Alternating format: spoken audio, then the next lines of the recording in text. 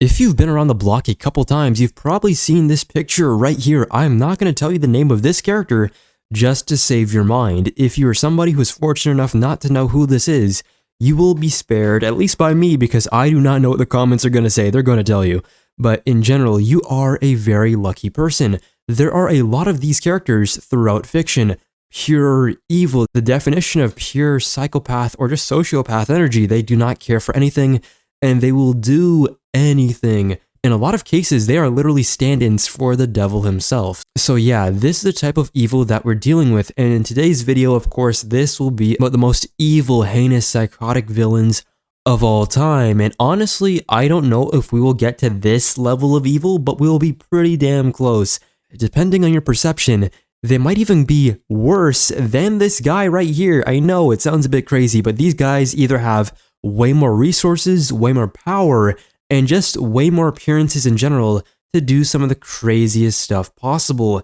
In today's society, I do think that a lot of us are very desensitized because we've been growing up with like a lot of crazy, either like deep dark web or like challenge websites or even things that show you the real horrors of the world. And even recently, to be a little bit topical, there's been at least 4 or 5 crazy situations in the past month, right? We are in the craziest timeline, not to mention that a lot of us just grew up with a bunch of graphic things like Mortal Kombat, so it takes a very specific type of character or person to really get us to gag. And in today's video, I hope to show you some of the worst characters known to man. But yeah, before we get started, like most of my videos, I have to do a bit of a disclaimer here, and a lot of the characters that I mentioned here, you're gonna be like, why didn't you mention this character and that character? Well, a lot of these characters I did talk about in previous videos. I will link them down below because I have talked about characters like Reverse Flash, Bullseye, and stuff like that. There might be a couple of overlaps, but for the big name characters, a lot of them I have went through. So before you guys go to typing, check out the description. And while you're at it, go to my playlist if you want to check out all my other videos. But yeah, let's get straight to my first character who might surprise you that I haven't even talked about once, and that is the Joker, Mr. J himself. And for this character right here, before we get started, I would like to do a bit of an analysis as to why Joker is the way that he is. And the funny thing about all of this, that Joker might be the, how should I put this? He might actually be the least evil out of the characters I mentioned today, which is actually insane considering his reputation. But in Grant Morrison's Arkham Asylum, A Serious House on Serious Earth, and honestly, Grant Morrison is one of my favorite Joker writers of all time, and he gives him a lot more complexity than we usually thought. So he introduces something in this series called Super Sanity. But what is Super Sanity, you might be asking? Well, I'll go through a little quote here by one of the Arkham doctors. The Joker's a special case. Some of us feel that he may be beyond treatment. In fact, we are not so sure if he has or can be properly defined as insane. His latest claim is that he's possessed by the voodoo Loa, right? We're beginning to think that it may be a neurological disorder similar to Tourette's. It's quite possible we may actually be looking at something very similar to Super Sanity here, and that right there is the key term. A brilliant new modification of human perception more suited to urban life at the end of the 20th century. Unlike you and I, the Joker seems to have no control over the sensory information he's receiving from the outside world. He can only cope with the chaotic barrage of input by going with the flow. That's why someday he is a mischievous clown. Other times, he is a psychopathic killer. He has no real personality. He creates himself each day. He sees himself as the lord of misrule and the world as a theater of absurd. So this is really interesting to me because not only does it explain the many different alterations to the Joker's personality, because if you look throughout the decades, there's times in the 60s and 70s where he's a lot more goofy compared to, say, now, where he's a lot more dangerous, right? All of that can exist within one person. But on top of all of this, it shows that he has, of course, a brilliant new modification of human perception. That's what they said. For normal, rational minds, that is what we classify as a sane person. The Joker, he only appears crazy to others because he's beyond their comprehension. He's more lucid and technically more normal than any one of us. And the crazy thing here is that this relates to his extra perception abilities of knowing that he is in a comic book. So he knows and he has broken the fourth wall. As I have mentioned in my fourth wall breaking video, I will link that down below as well. But this right here really tells you who he is. There has been multiple times where he's broken the fourth wall, but it shows you why he's not afraid of death, and more importantly, why he doesn't regret any of his actions. Why be afraid or feel bad about killing people if you know they're not real? Everything would be a joke to you. There's no reason to think of anything in any way if fiction itself doesn't really matter, right? They're not real people, so do they even really die? That's why Joker goes on insane, crazy sprees a lot of the time, because this is his reasoning. There doesn't have to be some giant plan where he's showing or he's trying to make some sort of point. Yes, a version of Joker would do this, a Dark Knight Joker, a Killing Joke Joker, which is one of his personalities. One version of him would do that, but in general, this allows him to really let loose and cause the amount of chaos that he wants to.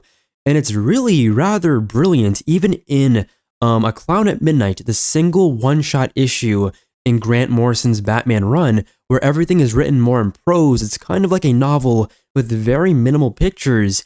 It shows you the crazy process of Joker reinventing himself. There's this one panel I'll read here. It's a very short part, but it's like him really talking about all the things that are very funny to him. He lists them, and a lot of them are rather morbid, I guess you would say.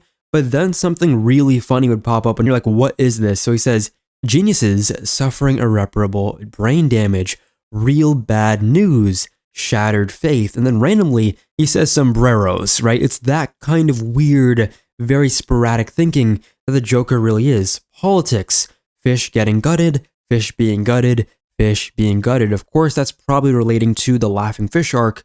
But in general, this is a complete psychological break that turns him into another person. In the end, he talks about himself and he dubs himself as the Thin White Duke of Death. And it shows us this complete rebirth and ascension of the character. And this personality is a lot more gruesome and a lot more violent. On top of that, he's not the type of Joker to be called pudding, if you catch my drift. It really links with Scott Snyder's Batman, because in that run, he was also really crazy, really psychotic, and worse than he's ever been before. He felt like a true horror character. So when people say that Scott Snyder's Joker is completely weird, no, it really does align with what Grant Morrison did. But to not get sidetracked any further, let's go through some of the worst things that the Joker's done in main continuity. And really, we could just speed run through a lot of this because you guys are completely familiar. Of course, he does try to poison Gotham's reservoir of water. He does that, or tries to do that, many times throughout fiction. It's one of the first plots that he ever tries to do. A really cool first caper! And he does try to pull it off with style, but usually doesn't go his way. On top of that, of course, paralyzing Barbara Gordon, beating Jason Todd to death with a crowbar, and then blowing him up. On top of, actually killing Sarah Essen Gordon, the wife of James Gordon, in was it a hospital? It was a hospital, and he kidnapped all the babies in Gotham, and then she actually caught wind of this, had a police responder or some of the Blue Boys actually call this in, and she was one of the first people to go there because she was literally one of the closest people there. And Joker, in an effort to kind of break down her walls and her defenses, he throws the baby at her, prompting her to catch it, and then he shoots her in the head. But the crazy part about this is that he didn't even find it funny. You could see Joker purely with no grin on his face. Actually, if you look at it, it's literally the exact opposite. You see a frown here. On top of blowing up a school with children, this does happen in a very stupid and bad run by Kevin Smith. So if you want to consider this canon, do with that as you will, or if not, nobody will blame you for it, because it also happens in the same series of books that has Batman have a bladder spasm in the middle of that year one speech. So nobody considers this canon, and honestly, if you wanted to, we could take it off the list. On top of just having some of the craziest plans that Batman does end up stopping, like Jokerizing the Justice League and literally turning all of Gotham into insane maniacs through a new strain of Joker venom, and it turns everyone literally into zombies or just mindless automatons to be controlled by the Joker to really throw hands with Batman. And if Bruce didn't stop this, well, it would just be a huge calamity on Earth, and possibly we would have lost everything very quickly. But the craziest thing that he's ever done, and honestly, it's very funny and also very stupid, but you could see how he's having a laugh doing the craziest things possible, and that is what the Joker really is, right? But when he got 99.9% of Mr. Mxyzptlk's powers, yes, I said it properly, yes, he turns China literally into a box of Chinese food, and he eats it. He literally ate all of China. This looks funny to you, yes, and he's kind of goofing around, but think about it. These are skulls, and he just literally ate men, women, and children. Thankfully for Joker, a lot of the craziest things that he would have pulled off ends up getting either stopped by the heroes or reversed in the end, and this is exactly what happened for this story right here. But I'm telling you, if all the things that Joker did stacked up and they weren't reversed, this guy's kill count would probably be in the tens, hundreds, even millions of people that would be on his list. Think about that for a second, and then think about the fact that he was the first character we spoke of. And there are more, plenty just like it, and possibly even worse.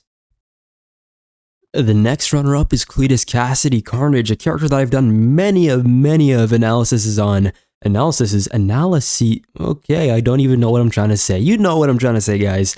And this character, he is just a psychopath with a symbiote who he made more psychopathic. So they both work together in a loop of pure derangement. And here we see where the true monster is within. But before all of this, he was a little kid with some very serious issues.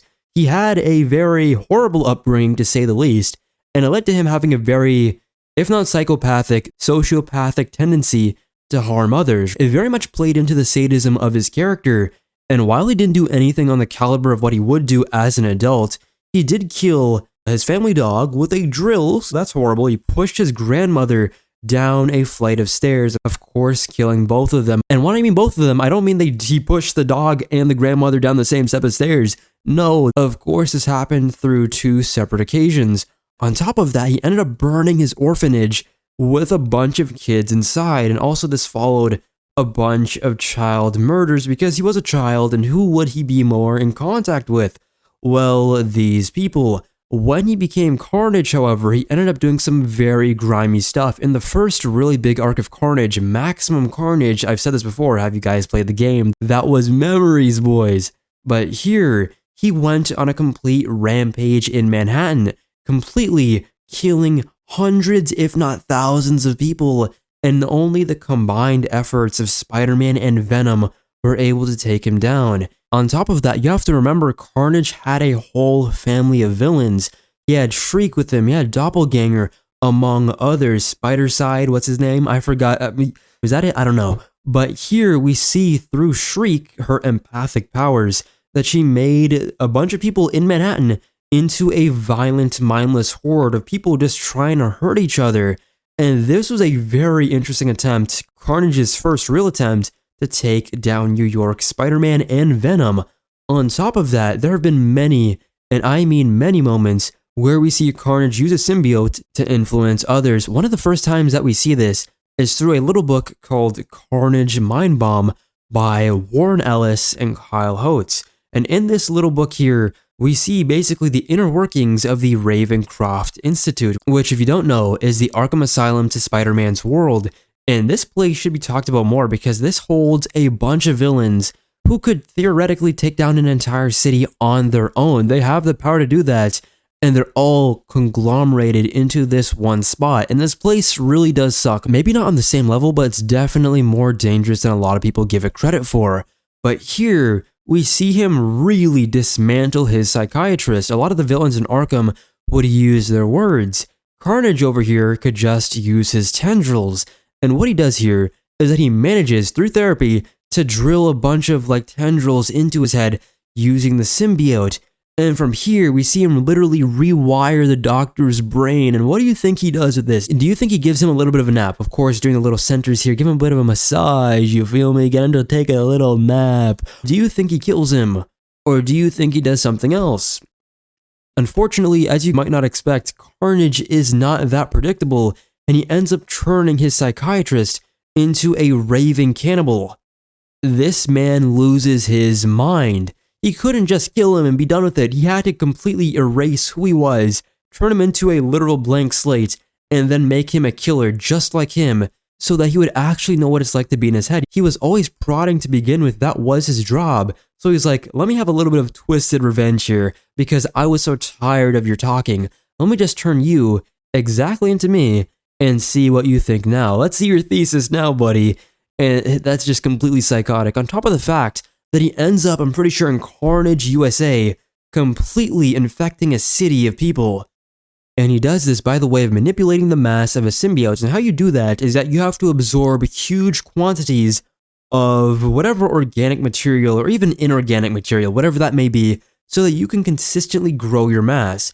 And what he does here is that he goes to like a huge herd of cattle and he bulks up, and then he floods the town through, of course, the drains, through whatever you may think that might get you. Like if you ever had a weird horror movie moment where it's like you're taking a shower and then through the shower something crazy comes out of it, we've all seen those scenes before. He does the exact same thing in Carnage, and it's very scary because imagine you are an adult or a child and you're taking a bath, and then while you're taking a bath, you get infected by a symbiote, and now your mind is completely changed, and then your significant other, or maybe your brother or your friends go to check on you because you've been there for quite a while, and then they see this weird massive bloody goop just sitting there staring at the wall, who could possibly kill you or infect you at any moment, and you don't know what it is because you're the common citizen. And then through that, he ends up controlling not only a bunch of people in the state of, I'm gonna keep it completely a buck.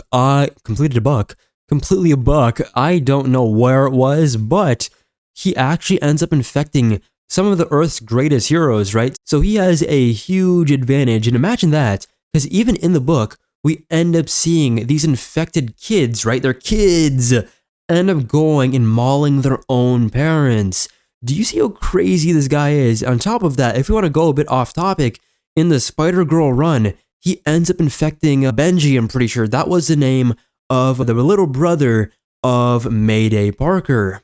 And there he becomes Kid Carnage, and he looks like a little blob of just monster energy. He has claws here, and he could pack some damage. I'm telling you, the scariest things aren't exactly the biggest things, they're actually the smallest things. Like if they're small and they can kill you, Ant-Man, you are particularly deadly.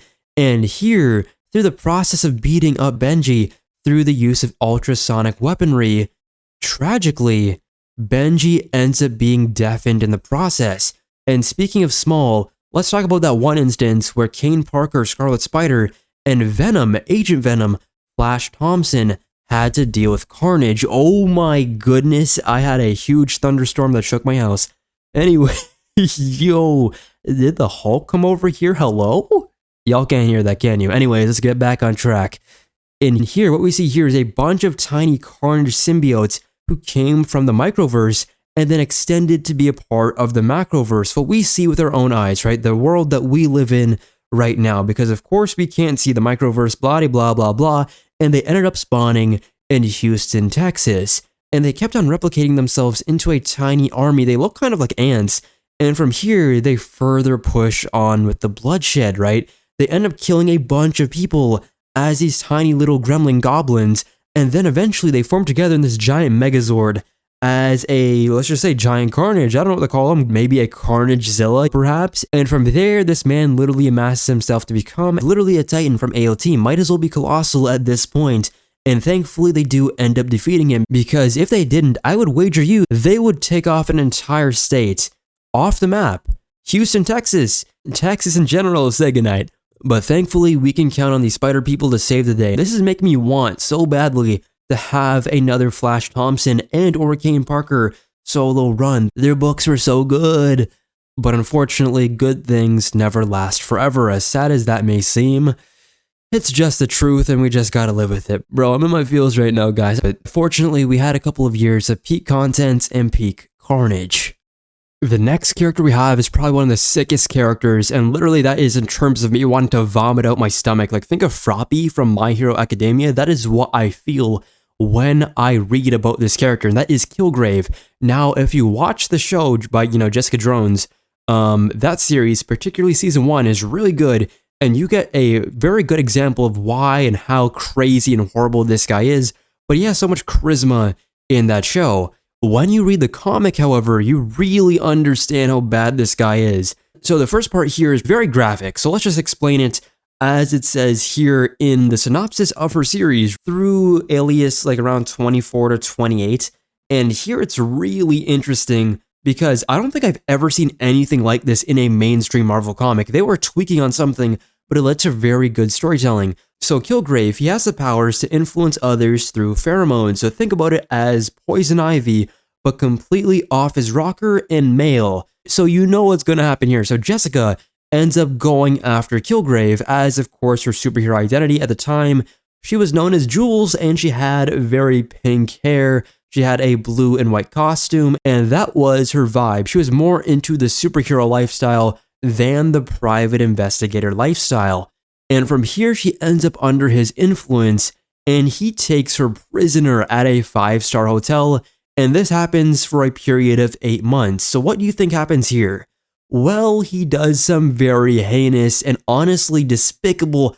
I have to keep bringing this up because I don't even want to say this, but during this month, he often made her beg for him to do to her what he did with college girls he got off the street. Do you catch my drift? Because he's not just finding them and convincing them normally, he is using his abilities, and if not using his abilities, he's making them completely aware of what he's doing after he influences them into the room. So you could just imagine how horrifying this really is. On top of that, this guy is completely insane because he keeps telling her that she has a life within a comic book, right? But this isn't any normal fourth wall break in my opinion, because I think he's just crazy and he's just playing upon her mental instability, on top of the fact that he isn't all there in the head. He's pretty cuckoo as it is. And he says that her comic has an audience of loyal readers, yeah, and that every time that he made her for him, she was taking off her clothes for them, right? The people reading, so it's kind of like fan service, quote unquote. It's like, what are we doing here, sir? This is crazy, and I'm telling you, this is a comic book character, a superhero who ends up under the control of a supervillain for 8 months, and she has to witness all of this, and she has to degrade herself by the things that are coming out of her mouth. It's literally insane, and this led her very much traumatized because this is torture, right? In the back of her mind, she is seeing everything as if she was literally disassociating. It's not like she's going to forget about it. This was a day in her life, almost an entire year of being a slave. But thankfully, he does eventually get captured by the heroes, and she is out of his control. But then, because this is a comic book and a villain can't stay down forever, he does play a lot of psychological games, and he was imprisoned in the raft, and Jessica, after visiting, hears that Killgrave previously told, I'm pretty sure about 32 people, to quote-unquote stop breathing at a restaurant, and all 34 of them suffocated to death. It shows you how very comfortable he is with mass murder. He doesn't even care. He is a complete sociopath. But then you realize, is the guy just actually just insane and out of his head? Because Jessica tries to confront him in his cell, and he refuses to admit any guilt for any of the crimes. Instead, he goes back to his comic book rhetoric, saying that they're all comic book characters, and she's the only one craving approval from the readers, right? It's so weird because it's not just denial, it's an intentional attempt to break Jessica's grip on reality, which is very smart considering that she was under his ploy for such a long period of time. On top of that, he is not done just yet with the mind games, because he made Jessica believe that her boyfriend, who was at the time Scott Lang, the second Ant-Man, he made her believe that he was dead and covered in ants. And then on top of all of that, he makes her realize her worst nightmare and fear, literally seeing Scott Lang in a 3 with Miss Marvel and Luke Cage. All of this is meant to humiliate and destabilize her emotionally, because I would be too if I saw my partner do that with my ex, and it's like, okay, it's just stupid. And then on top of that, because you're not done yet, he incites mob violence. He says to a crowd, beat up the next person, the person on your left, until that person is dead. And many people are dead, but is it as bad as telling and forcing Jessica to try to kill a hero? Thankfully, they stop her, but making her complicit in his act of violence shows another level of just psychological damnation, just sadism at its finest. And then we get to the worst part in Mark Waid's Daredevil run, where he exploits his own children. Killgrave tracks down the children he fathered by manipulating women. So all the women that he R-worded actually ended up having children, he tracked all of them down in very predatory ways, like going to the arcade and saying, hey guys, come here. It's really crazy. And he claims he wants unconditional love, but in reality, he sees all of them as tools to rule a nation. After escaping custody, because that happens in this run, he does that many times, maybe we just get rid of him, guys. He kidnaps the purple children and then straps them into a machine to amplify his mind control powers across the globe. And why this sucks is that this is probably the darkest part of this entire act, turning his literal children into batteries for world domination. It's megalomania and parental abuse at the same time and at its peak. Like, what are we doing here? And then he ends up melding and meshing two of his most famous obsessions, exploiting family and humiliating heroes, by trying to use his amped up abilities to mind control and take over Daredevil and use him as a weapon to kill others. Thankfully, all of this gets stopped, but it really just shows you how one man is able to be so utterly depraved, and somebody who can become completely complicit in the powers that they have and using it in the darkest way possible. He saw that he can control others to shoot themselves, so hey, might as well use that for sexual and violent pleasure. What a twisted and messed up man. And did I tell you he got a symbiote too? Oh my goodness, boys. The horror never ends. This next one comes from the Sandman by one of my favorite villains of all time, who got a complete makeover in the 6th issue of the series, also known as 24 Hours, one of, if not the scariest comic book issue of all time in terms of the mainstream. That is very well written, because there is a lot of scary and twisted, messed up things that aren't really well written, and this is one of the good ones. I'm not going to go through what I usually do when I try to read certain excerpts of the book so that you understand what I'm talking about, because I want you guys to read this story, even though the guy who made it is a complete POS, and it honestly sucks to even try to recommend this book to anybody, but it's such a good run that I know that the people who read it will love it. But some people just can't separate art from artist, and that is completely fine. So if you don't want to read it, just feel completely satisfied with my little exploration of the story here. So in this book, of course, everything as it says happens within 24 hours. But Dr. Destiny, using the Dreamstone, ends up completely rearranging time and space so that he's able to make anything that he wants happen within this diner. And what happens here is very crazy. So first, he prevents all of the 6 patrons within this little place from wanting to leave the diner. Their free will is gone, but their awareness remains, trapping them in very, helpless compliance. It's very similar to the Killgrave situation, but quite possibly, depending on who you are, maybe quite worse, depending on how you look at these levels of crimes that both of them committed. But I think anybody and everyone will see this as pretty crazy. I think both pretty much on the same tier of vile, but let's keep going. Secondly, he grants each of the victim dreams of their deepest wishes, right? Only to then strip them away from that and revel in their despair. Think of all these little 6 patients as lab rats that he is testing everything that he can on just to see what makes them tick. He then convinces the group there that he is a god and makes them adore him in a very religious way. So he turns these ordinary people into cultists, and then he twists them so that they don't have any dignity. All of that just turns into a mockery.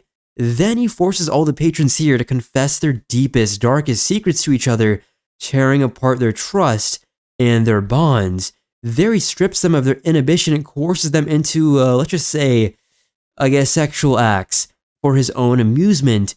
And then after these confessions, he escalates the cruelty by, guess what? Demanding mutilation, self-mutilation, and violence as punishment. Why? I don't know, because he's a twisted SOB.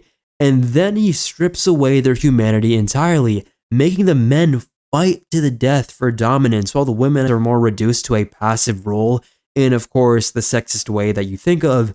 And from there, he completely just breaks all this down into childlike aspects, right? He tries to read them fairy tales. He forces them into awe. He makes the women sing for him, treating them as toys rather than the human beings that they are. And finally, he drives the group into a frenzy of course, devotion, because they're devoted to him, right, spiritually, that ends in mass mutilation and just mutual slaughter, right? People getting their heads chopped off, cut in all types of crazy places, and by 8 a.m., every single person in that diner is dead after 24 hours of unrelenting psychological and physical torment. They finally get a reprieve, and even from there, they still have, of course, this is DC by the way, the afterlife. So they still have the afterlife, so it could either go down or it can go up. So it's still a flip of the coin. On top of that, outside of the diner, there was a global epidemic, right? There were nightmares. It corrupted everyone. Okay, not everyone, that's a bit of a stretch, but like the Ruby itself, the influence started to spread, and people everywhere began to experience horrific nightmares, insomnia, and even sleep-driven madness. Mass insanity and even suicide ended up occurring to countless people, breaking them down. They ended up losing their touch with reality, and then more global disasters started to pop out of the woodwork, right, as the world fell asleep or became more unhinged under his sway. More reports of, as you might expect, car crashes, industrial accidents, other large-scale catastrophes that ended up piling up. And the sadism here isn't just confined to the 6 people in that diner, it destabilizes an entire planet. He warps reality just for his desires. The true horror and the worst part about every single thing that happens here is that he creates very elaborate cycles of hope and despair purely for his own amusement, right? Oh, I'm happy. Oh, I'm completely at my worst point I'll ever be ever in the tiny amount of time I have left on this planet. I would not wish that upon my worst enemy. Like this guy, I am glad that he was thrown into Arkham and he stayed there for the most part for at least 20 real-world years. He's only coming out now and then for the occasional team-up fight from the Justice League or the Titans or the JSA or whatever, but this man had pretty consistent punishment for most of post-Crisis, and thankfully he doesn't get that much use in the New 52 and even Rebirth, right? They have him very sparingly used and very fairly played whenever he is in action, so that is good, not only to keep the legend of this story and the other stories that he has after this alive, but just in terms of punishment, I am so glad that he's confined to a cell. Hallelujah, amen. Next we have Garth Ennis back at it again, and we have to talk about the boys, especially from the comic book. And here I'm going to talk about Black Noir, and if you guys don't want spoilers, who cares? But nobody cares. Black Noir was the catalyst for a lot of the things that happens in this series, and he was kind of the mastermind behind a lot of this. And here we see, if we want to go through the worst things that he does, it's way worse than anything that happens in the show, and I am so grateful that the show toned down a lot of the things that happened here, but he's more well known for framing Homelander. He had a whole campaign of like countless rampages while disguised as Homelander, murdering people, even Billy Butcher's wife, even eating babies. And then there's a psychological warfare aspect of it, right? He sends photos of these crimes to Billy Butcher himself, deliberately driving Homelander insane while planting the seeds of Butcher's eventual genocidal mission to kill a bunch of the Supes. And the impact here is that he sends the main antagonist and the main protagonist into very destructive spirals, and that leads to all of the chaos that happens in The Boys. On top of this, he R-words and murders his wife, Billy Butcher's wife. He is the catalyst and the reason for Butcher's hatred for all of these superpowered beings, and the show itself just wouldn't have happened if that wasn't the case. On top of the fact, he is a POS just for the fact that he has a bunch of animal cruelty stuff on his resume. He killed Butcher's dog, Terror, and then framed it because he's a con man. He frames people. He framed Jack from Jupiter. So from here, we see more retaliation as Butcher goes after Jack and kills him, on top of the other atrocities that he's done onto innocents. A-Train, I'm pretty sure, offhandedly said that Noir once wiped out an entire school bus. He killed his trainer out of annoyance, and it shows that he doesn't just strategically kill, he kills because he enjoys it, the worst kind of killer there is. And the worst part about all of this is how S-related a lot of this stuff is, right? With the Seven, he's known for doing the thing to Starlight, you know that thing that the Deep did in like season 1 of The Boys? During Herogasm, he assaulted Huey, and Queen Maeve, he actually, while blindfolding her, made her believe that he was Homelander. And this right here caused an end to the relationship with Homelander and ended with Maeve joining with the boys, because this is crazy. I would never want to have any relationship with anyone ever again in that organization if something like this happened. On top of just manipulating the apocalypse itself, he orchestrated an entire superhuman uprising, and that convinced Homelander himself to sack the White House and slaughter countless innocents. So this right here led to a lot of political destruction, mass death, and the destabilization of the world, all because he wanted to. There is no moral or even logical reason why he did any of this. He's just an outright monster. He even ends up revealing to Homelander that he committed all of these crimes disguised as him. He admits to what he did to Rebecca before murdering and just outright getting rid of Homelander entirely. This chain reaction is finally stopped by Butcher himself when he had his revenge. Yes, sir! And it led to one of the most brutal deaths in the series, to say the least, but also a lot of crazy ramifications in Billy Butcher's personal and ideological life that I will leave for you guys to explore if you ever want to read The Boys. But yeah, if I didn't like The Boys comic enough, this right here with Black Noir really just sealed the deal. And to move on to more edgelord slop, because that is when some of the darkest things happen in comics, and usually happens in the indie scene, right? I'm not saying indie comics are bad, they're usually better than normal mainstream ones at their best, but let's just say a lot of the indie comics that are very popular are very edgy and honestly for no reason. And if we want to talk about more edgelord slop, we gotta talk about Spawn. And of course, one of the main villains, and one of the worst villains in honestly all of fiction, Billy Kincaid. Let's go through his sins in order. So first of all, he murdered Senator Jennings' daughter. So this incident right here was the death of an 8-year-old, by the way, and this honestly sucks enough as it is. If you did this to any 8-year-old on purpose, you'd already make the list for one of the worst villains of all time. But this wasn't just horrific on its own, because from my recollection, this led to Mr. Jennings here to actually set off a chain reaction of violence and vengeance, including Al Simmons, Spawn, being hired for assassination work. On top of all of this, he manipulated the justice system. So of course, not exactly the greatest guy, right? Because he pretended to be a model prisoner, and that led to him getting early parole, only serving 6 out of the 22-year sentence. And then it leads to him going through one of the most infamous tricks in the book, which is luring children with an ice cream truck. He kidnaps them, and this is basically the worst nightmare for any possible parent. But on top of that, he is a serial child murderer.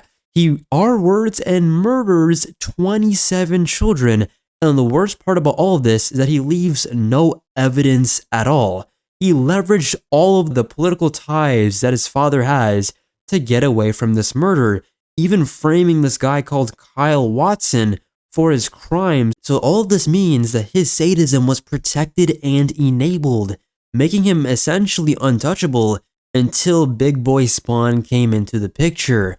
He targeted Cyan, and if you don't know Cyan, she was the daughter of Wanda, and Wanda was the ex-wife, the widow of Al Simmons' Spawn. So this made it deeply personal, and thankfully Spawn got there in time. But there was just a lot of reckless violence in his way because he was on a warpath and didn't care who he endangered. He would be on a police chase, and as you might expect, it was very deadly, crashing into others, and if not killing them, injuring them a lot. Spawn does end up killing him, but from there he ends up being bound as a Hellspawn and a servant of Hell for Malboja, one of the biggest enemies and demons in Spawn history. He is, for all intents and purposes, the big bad of the story, and now, unfortunately, he does have powers to carry on his streak. He can now possess people, and he forces them into very violent acts and damns their souls. As I've said before, they now have to worry about if they're going down or if they're going up, even if they were a pure person to begin with. On top of all of that, he was, as expected and as we all know, the king of psychological torture. But how good was he? Well, we learned what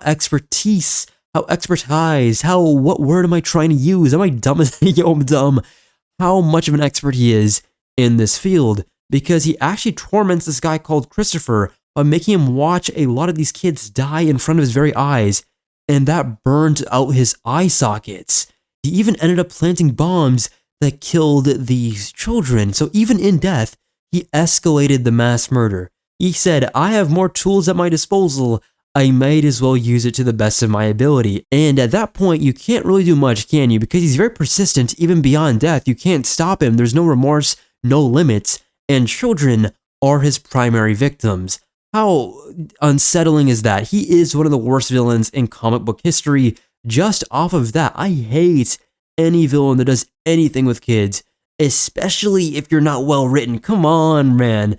That just didn't have to happen, Todd. But I guess back in the day, back in the 90s and even in the 2000s, you had to play purely off of shock value to get good sales. On top of having very good art in the industry, you are very much assured to have 100,000 copies sold per issue. I don't make the rules. I just realized we went a whole video without even talking about some of Mark Millar's favorite characters that he made, and one of those is from Millarworld, and of course the character I'm talking about here is Nemesis. Now Nemesis, what makes him special is that he is basically the villain equivalent of Batman, except, well, the suit is entirely white and he is a complete sociopath, right? He has no redeeming motives for what he's doing.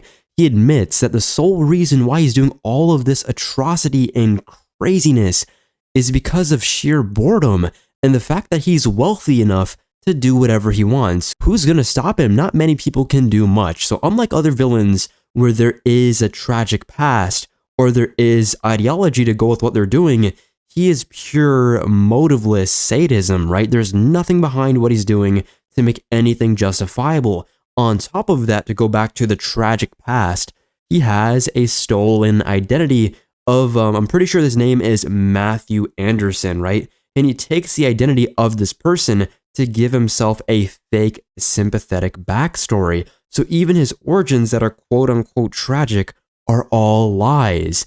And it really just shows that his persona is built on manipulation and just performance. He does this for the love of the game, and you can't even really respect it either because nothing with what he's doing is based on assassin contracts, because somebody like a Deathstroke or a Deadshot, they might do something good by assassinating people who are generally bad. Nemesis, though, this man is a global terror. Somebody like the Joker, he is confined to Gotham, right? You're not going to go anywhere else and experience the craziness that the Joker basically elicits onto the people, the populace of Gotham City. Nemesis, on the other hand, he travels over the world. He targets police officers, investigators, and just random people, leaving mass death wherever he goes. He's been to Singapore, he's been to China, Hong Kong, North Korea. He's been in a lot of places in Asia, just because, of course, a lot of Mark Millar's characters in Millarworld are also Asian as well. So he's not really confined to one country. He's not stationed in America. He goes all over the place. He is a global terrorist. On top of the fact that he has done actual terrorist attacks, he's orchestrated literal massacres. If you go to Japan, he bombed a building to wipe out a team of SWAT members, which collapsed a train bridge, and he later forced an investigator that was tailing him onto a bunch of train tracks, killing him not only gruesomely, but it caused the train itself to derail, literally killing hundreds of passengers. In Washington, D.C., he hijacked a plane, and the U.S. president was aboard that plane. He crashed it into traffic, and he destroyed a part of a building, causing a gasoline truck explosion that killed hundreds. This is the level of a Man of Steel set piece, and he is only a human with a lot of money. It shows you what somebody like Batman could do if he literally went on the side of the devils.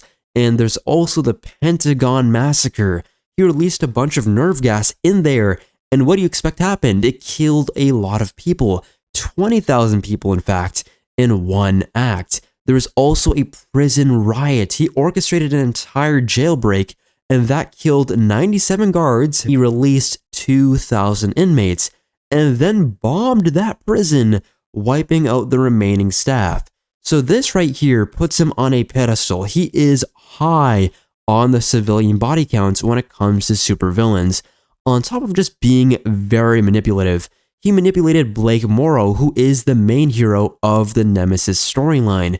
He humiliated his family, kidnapped Blake's teenage child, and forced him into revealing humiliating family secrets, including his wife's affair, his son's sexuality, right, he was gay, and his daughter's abortion, and he forced incest, I-N-C-E-S-T, spell it out, by proxy, artificially giving Blake's daughter his son's and then he rigged her room to become infertile if she attempted an abortion. So this combines a lot of the crazy things that we talked about before with somebody like Black Noir, and by proxy leading to a very crazy, forced, let's just say artificial relationship between the son and the daughter, even though it was separate. On top of a bomb collar, he did a suicide squad. He strapped bombs to Blake's wife and the US president, forcing him to choose who would live, and of course that led to the president being sacrificed. And he also has a bunch of disposable allies. He routinely kills his own henchmen after they've outlived their usefulness, calling it his way of paying them after retirement. That is mind-boggling.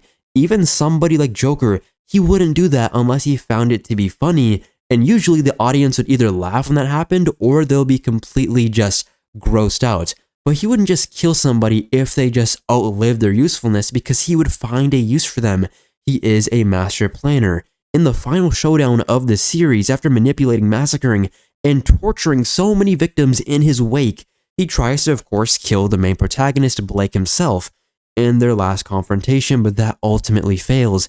And the patterns that we see here, it shows you that on a flick of a dime, he can be a character that effortlessly switches between personal sadism, literally humiliating one family, to global acts of terrorism. He enjoys them both, and that's what makes him very uniquely and deeply disturbing. And quite possibly one of the darkest and also one of the best works from Alan Moore. It is Miracleman, and the character that I want to talk about is Kid Miracle. Now, in this segment, I'm not going to spoil the reason why Kid Miracle is the way that he is, but as a character, because that is very integral to my enjoyment, particularly for the series. But I will go through some of the scary and the craziest moments that happen with Mr. Kid Miracleman over here. Now, the first thing that I want to mention is that characters like Miracleman, Kid Miracleman, Young Miracle, whoever these miracle men and women are, they're pretty much like Shazam, but the British version, and of course taken in a completely different direction because Alan Moore is not a hack. But they do have a magic word that turns them into a Superman-like character, but of course with more abilities. But what makes this so interesting is that this is a kid who transforms into an adult with the use of a magic word, who's also so depraved and vile and is willing to do anything because of what was done to him in the past. And there are two moments that really caught my eye, because I don't want to give too much away because this is an all-timer when it comes to comic books, in my opinion.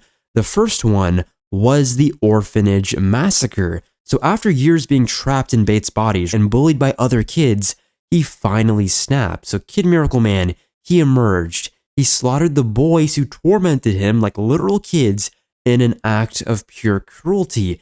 And then this is crazy. So there's this one nurse here, and this nurse was the only person ever to show him kindness. And just as he's about to leave the orphanage, and he leaves the nurse alive, and she is pleading and begging, and then after she is thanking God, yes, thank you, he comes back, right? And he says this memory, this line right here, tickles something in the back of my brain whenever I first read it. And he's like, actually, no, they'd say I was going soft, wouldn't they? And he just blows her head off. He kills her in the next panel. It shows how he literally spared her just for the sake of coming back, right? If that isn't pure evil, I don't know what is. And the next one is the London Massacre, and this was the most infamous crime that he's ever done. He unleashed pure hell on that city. He slaughtered thousands of civilians simply to pass the time. Think about that. He wanted to kill Miracleman, the main hero of the story, but seeing that he was off-world, he just went to London and killed basically everybody there. I've never seen anyone do that ever, dude. And on top of that, he killed people through creative means. He was tearing at them, burning them, mutilating them, hanging them, using all types of weapons and tools that he could find around him, not out of necessity, but for entertainment. He left the city in ruins. Look at this picture right here. This is all that I need to show you. He might be up there with some of the worst villains of all time. Why? This was burned into my head. I had nightmares when I read this. I read this pretty early on in my reading career. One of the first books that I've read just because it got recommended to me. And man, I've never seen someone turn a city into the literal manifestation of the apocalypse in a single day. This man has Arkham Batman levels of timing. This guy did all of that in it's record time. That's all I could say. Even Miracle Man, Miracle Woman, and the Warp Smiths themselves struggle to stop him. And after the final defeat here, which is really interesting, actually, you know what? I'm not even going to spoil it to you, but even after he was detained, his evil still lingered. He was using his powers and his presence to linger into the dreams of others, tempting young Miracle Man to embrace corruption. He's trying to create another version of himself to keep the cycle, the loop, alive even in the present day. Thematically, it's one of the scariest things ever because he was once a hero, and it shows you the corruption of innocence because he was a bright, heroic boy who, through prolonged exposure to unchecked power, turned him very arrogant, very cruel, and very sadistic. But that is not the brunt of it because there was a lot of tragic things that happened in his past and a lot of revelations that led him to become the boy that he is today. He is a dark reflection. He embodies what Miracle Man could have became with all of that godlike power, but divorced from empathy. He revels in all of it, but honestly, what do you guys think? These are my top picks for the most sadistic, pure evil, and psychotic villains in all of comics. Feel free to leave your favorites or characters that I did not mention down in the comments down below. And remember to like, subscribe, turn on post notifications so you know when a new video goes live. And yeah, see you all later. Take care. Deuces.